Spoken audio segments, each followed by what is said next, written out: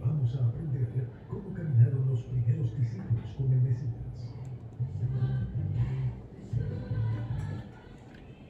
Muy buenas noches, mis amados hermanos. Este es tu hermano Pastor Walter Agosto, pastor de la Congregación Catedral de la Fe en la ciudad de Caguas, Puerto Rico. Y para mí es un honor y una gran bendición poder llegar a cada uno de ustedes a través del 97.7 FM Nueva Vida. Un saludo a cada uno de los radioescuchas y en general y los que nos siguen todos los martes de 8 a 8:30 en tu programa Discipulado, redescubriendo las enseñanzas del Mesías. Una de las razones por las cuales le pusimos este nombre es como si fuéramos a regresar a la Biblia, como si estuviéramos otra vez considerando el texto, pero con nuevas herramientas. Cuando hablábamos de nuevas herramientas, estamos hablando de la posibilidad de haber estudiado la Escritura sin considerar otras partes del contexto. Y como cuando comenzamos este programa, que le habíamos compartido con ustedes cuál era nuestra intención. Después de tantos años estudiando las Escrituras, en un concepto más tradicional, en el contexto teológico evangélico, ahora queremos complementar y ver lo que podríamos decir el otro lado de la moneda. Y el otro lado de la moneda es el judaísmo del primer siglo. El otro lado de la moneda es la antropología a considerar para ver la cultura y poder entonces leer las palabras de Yeshua, del Maestro, de nuestro Señor Jesucristo, que en muchas Biblias están en rojo, pero en el contexto cultural de su etnicidad, el Cristo judío. Y es importante, hermano, porque no hay nada más fiel al texto que lo que revela el contexto. Así que tenemos que considerar el griego, porque el Nuevo Testamento se escribió en griego. Tenemos que considerar el hebreo, porque el Antiguo Testamento se escribió en hebreo. Tenemos que considerar la mentalidad judía en su transición religiosa desde el exilio babilónico hasta el primer siglo. Que mientras en el primer siglo se estaba escribiendo lo que nosotros conocemos como el Nuevo Testamento, comenzando con las cartas de Pablo, continuando con Marcos, Mateo, Lucas y luego Juan, podamos nosotros entender el contexto, el espíritu, la mentalidad judía que hay detrás de los evangelios. Y algo bien interesante, que mientras se escribían estas cartas, a la misma vez la tradición oral estaba siendo escrita hasta el tercer y cuarto siglo, donde terminaron lo que se llama el Talmud. Bueno, todo esto tenemos que considerarlo. Y nosotros ir más allá de la perspectiva convencional teológica, que muchas veces no considera el contexto antropológico, el contexto religioso del primer siglo y el judaísmo bíblico de nuestro Señor Jesucristo. Esto es importante, hermano, porque nosotros podemos quedarnos, hermano, con el lente teológico que no considera el judaísmo de nuestro Señor. Acuérdense, hermano, nosotros tanto que lo decimos, que Jesucristo es el león de la tribu de Judá. Exactamente. De hecho, cuando tú entras en la carta de Mateo, y eso es un tema que este sábado voy a estar enseñando en Catedral de la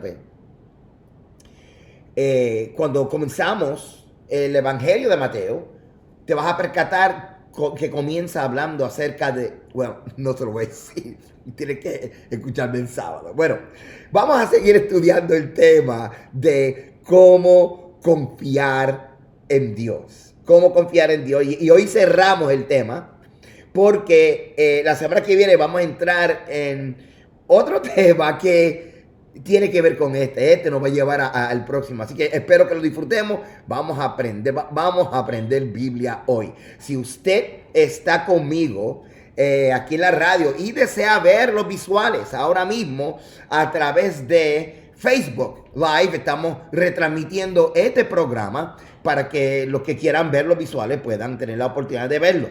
Así que nos puedes encontrar en Catedral de la Fe, Facebook, Catedral de la Fe. También nos puedes encontrar en Pastor Walter Agosto, que esa es mi página pública, y Walter Agosto en Catedral de la Fe. En los tres estamos ahora mismo compartiendo los visuales de la enseñanza, el cierre del tema, cómo confiar en Dios. Hasta que abrimos la Biblia y nos damos cuenta de que la bendición que estamos pidiendo es igual que todas las demás bendiciones, condicionada a la obediencia. El Salmo 119, 56 dice, estas bendiciones tuve porque guardé tus mandamientos. Fíjate que lo que dice los salmos literalmente hace eco a lo que establece la Escritura en la Torá. En Deuteronomio capítulo 28. Acontecerá que si oyeres atentamente la voz de Yahweh tu Dios, para guardar y poner por obra todos sus mandamientos que yo te prescribo hoy, también Yahweh tu Dios te exaltará sobre todas las naciones de la tierra. Y vendrán sobre ti estas bendiciones y te alcanzarán si oyeres la voz de Yahweh tu Dios. Ahora, bien importante, cuando leemos en el hebreo la palabra escucha, shama o shema, y cuando leemos en el hebreo la palabra voz, que es la palabra kol, el contexto de la palabra voz o kol cuando vemos shema es lo siguiente: oír los mandamientos. Oír la voz de Dios, oír los mandamientos, con la intención de escuchar las instrucciones y ponerlas por obra. Ahora lo que te estoy compartiendo es cómo un hebreo, como un judío, visualiza en su mente lo que estamos leyendo en Deuteronomio 28. ¿Ok? Yo sé que en nuestra formación de fe se nos ha sugerido cosas como, en cuanto a la bendición de Dios, pues tú lo vas a declarar y lo vas a soltar o lo vas a confesar. Qué importante confesarlo. Bueno, vamos a tener que traer sobre la mesa un análisis un poquito interesante. Porque cuando hablamos de confesar en las Escrituras, en el contexto hebraico, no estamos hablando, hermano, de una producción o produciendo un poder o llamando un poder. Cuando hablamos de confesar en el contexto legal de la Escritura, es juramento. Es juramento. ¿Okay? Así que cuando tú y yo confesamos a Cristo como nuestro Salvador, cuando tú y yo confesamos salvación, cuando tú y yo confesamos o declaramos algo en la Biblia, el contexto lo dice claro, es un juramento. Lo que establece la Escritura, que estamos ligando nuestro corazón a lo que decimos. Por eso es que en Proverbios y en Romanos 10 está la conexión del corazón y la boca. O sea, no es que tú estás desatando un poder. No. Estamos hablando de lo que se llama, usted está literalmente ligando su corazón a lo que está diciendo. En el hebreo neder, que son votos. Ahora, esto es bien importante, hermano, porque se puede traducir como que todo lo que tú estás diciendo está ocurriendo. Sin embargo, hay una, ¿cómo les puedo decir? Hay una influencia muy griega, siglo II y III en adelante. Es como la palabra musa. Musa es una palabra, de ahí viene música. Pero también, cuando estudiamos la mitología griega, estamos hablando acerca de unas diosas que tenía que ver con lo que se llama la inspiración sobre cada una de las artes. ¿Okay?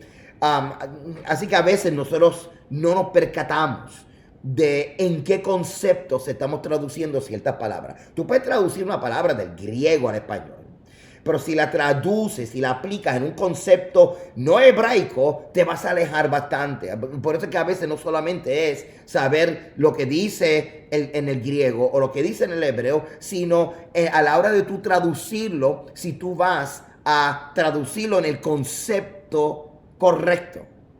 Bien importante. Entonces, cuando hablamos acerca de confesar y declarar, ¿ok? La escritura no nos habla acerca de un poder creativo que está ocurriendo. Ahora, eso sí, es muy filosofía griega, donde se habla acerca de recrear el mundo y tú poner un canvas y recrear tu mundo. Y ya eso es algo un poquito más como una magia. Y eso no es así, porque la Biblia no es un libro de recetas mágicas. Okay. La Biblia, si habla de poder, el poder es el de Dios. Es el de Dios. Cuando habla de confesar, de nosotros declarar, es un contexto legal, es en todo juramento. Es un juramento. Así que cuando tú y yo confesamos a Cristo, lo que estamos haciendo era un juramento. ¿Juramento de qué y a qué? Un juramento de lealtad, obediencia a los mandamientos, porque el contexto de Romanos capítulo 10 es Deuteronomio capítulo 30. Pablo estaba refiriéndose a Deuteronomio 30. Y por eso es que tú vas a leer un montón de versos en el capítulo 10 de Romanos, igualito, exacto, de Deuteronomio 30, porque eso era lo que Pablo estaba pensando. O sea, cuando Pablo escribe su carta, tenemos que pensar qué estaba pensando Pablo cuando estaba escribiendo. ¿Ven? Y así es fácil nosotros poder mantenernos en el contexto y no traer unas aplicaciones greco-romanas en el entorno original de los autores y de los que estaban hablando, que son judíos.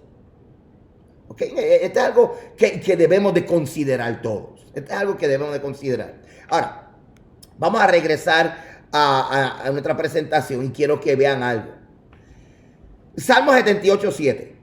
Salmo 78:7 dice: con el propósito o a fin de que pongan en Dios su confianza y no se olviden de las obras de Dios, que guarden sus mandamientos. El Salmo 78:7 nos habla acerca de la conexión, la relación, esta sinergia que hay entre el acto de confiar y la obediencia a los mandamientos. El acto de confiar y la obediencia a los mandamientos. Si usted confía en Dios, usted está obedeciendo a Dios. Es un poco conflictivo nosotros poder reconciliar lo siguiente: estoy confiando en Dios aunque estoy violando todos sus mandamientos. O sea, that can't happen. Eso no puede ocurrir. Si tú y yo estamos obedeciendo a Dios en medio de toda adversidad, si tú y yo mantenemos nuestra consistencia obedeciendo a Dios en contra de todo obstáculo, entonces se entiende que mi obediencia en medio de la adversidad es evidencia de mi confianza. Importante esto, hermano. Mira, vamos a Jeremías. Jeremías 17:7. Bendito el varón que confía en Yahweh, cuya confianza es Yahweh. Porque será como el árbol plantado junto a las aguas, que junto a la corriente echará sus raíces, y no verá cuando viene el calor, sino que su hoja estará verde, y en el año de sequía no se fatigará, ni dejará de dar fruto. Esto es bien importante, hermano. Jeremías, el profeta Jeremías, está citando, o el autor, el que lo escribió, porque tú y yo sabemos que muchos de estos profetas, aunque tienen su nombre, no quiere decir que ellos escribieron todo. En el caso de Jeremías sabemos que Jeremías, 20 y pico de años después que él trajo su profecía, fue que se comenzaron a escribir. Y entonces el que tomó su dictado fue un escriba personal llamado Baruch. Así que lo que está este hombre escribiendo aquí, ¿cuál sería la referencia? La referencia es de literatura anterior que se llama los Salmos. Salmo 1. Salmo 1:1 dice: bienaventurado el varón que no anduvo en consejo de malos, ni estuvo en camino de pecadores, ni en silla de escarnecedores se ha sentado, sino que en la ley de Yahweh está su delicia, y en su ley medita de día y de noche. Será como árbol plantado junto a corriente de aguas, que da su fruto a su tiempo, y su hoja no cae, y todo lo que hace prosperará. Así que estamos viendo, hermanos, que Jeremías se estaba refiriendo al Salmo 1. Y el Salmo 1 está hablando acerca de el hombre íntegro. El hombre que en medio de la adversidad, y no importa cuando cambien las circunstancias, ese hombre sigue obedeciendo a Dios. Así que te lo voy a resumir de la siguiente forma. ¿Cómo yo sé que estoy demostrando confianza en Dios? Yo estoy demostrando confianza en Dios cuando en medio de la adversidad me mantengo consistente obedeciendo sus mandamientos. De hecho, mi peor enemigo no es el diablo. Mi peor enemigo es mi inconsistencia. Mi inconsistencia obedeciendo a Dios. Y esto pues me afecta a mí directamente, hermano, porque cuando no somos consistentes obedeciendo a Dios, nos sentimos débiles. Cuando somos inconsistentes en la obediencia, nos confundimos, nos sentimos débiles, hermano. Vamos a continuar porque tenemos mucho trabajo hoy. Salmo 112, verso 1. Bienaventurado el hombre que teme a Yahweh y en sus mandamientos se deleita en gran manera. Usted está viendo, hermano, usted está viendo la relación que hay entre confianza y mandamientos. Si usted y yo queremos realmente obedecer al Eterno, voy a compartir con ustedes una vez más el Salmo 78:7, hermano. No hay demostración genuina de confianza hasta que nosotros obedezcamos los mandamientos. Mientras usted obedece los mandamientos en medio de la adversidad, eso es confianza.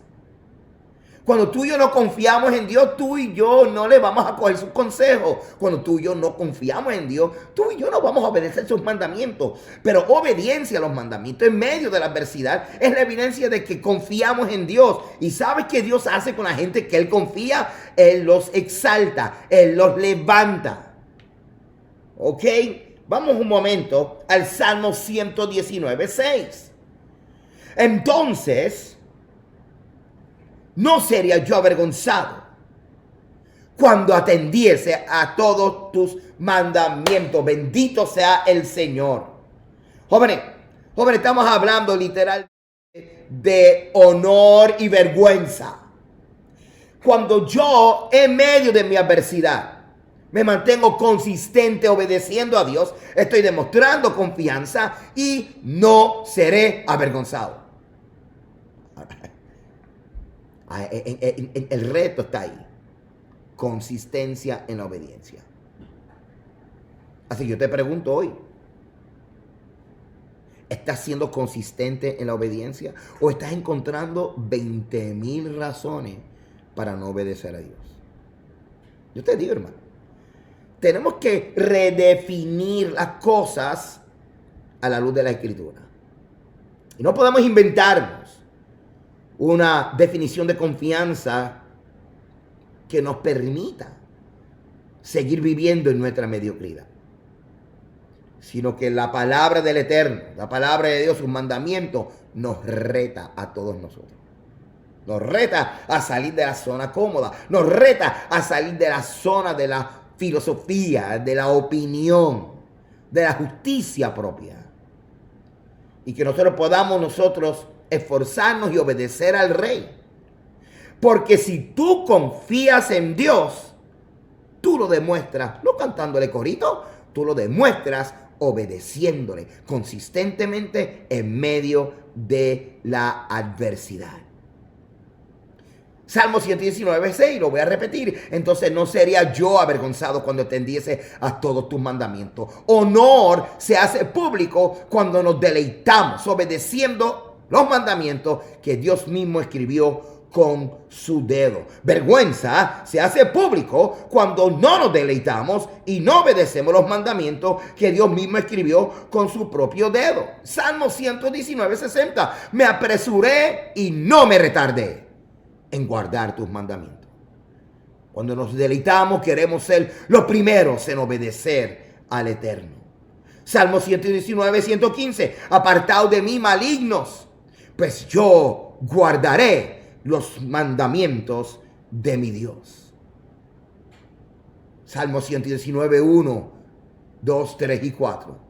Bienaventurados los perfectos de camino, los que andan en la ley de Yahweh. Bienaventurados los que guardan sus testimonios y con todo el corazón le buscan, pues no hacen iniquidad los que andan en sus caminos, o sea, los que andan en sus ordenanzas, o sea, los que andan en sus mandamientos, o sea, los que andan en sus decretos. Tú encargaste que sea muy guardado tus mandamientos. Los que no guardan su camino, o sea, sus mandamientos, como Adán no guardó el camino al árbol de la vida, son los que hacen iniquidad. Y cierro con esta oración, porque es parte de un salmo, pero una oración.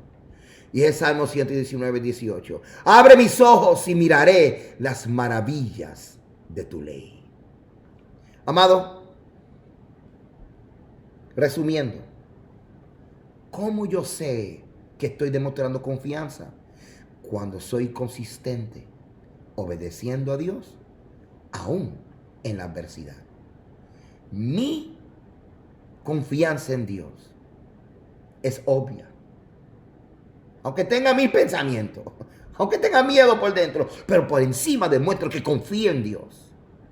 Sé que es situación difícil, sé que es una situación que a lo mejor me está robando el sueño, pero mi confianza se demuestra obedeciendo a Dios consistentemente en medio de la adversidad. Amado, será hasta la próxima semana. La próxima semana vamos a introducir el tema de la fe. En hebreo, emuná. Y vamos a ver las dimensiones de la emuná, de la fe bíblica, como lo enseñó Yeshua. Si Dios te bendiga y te guarda, acuérdate que la salvación es por gracia. En la obediencia hay bendición. Shalom.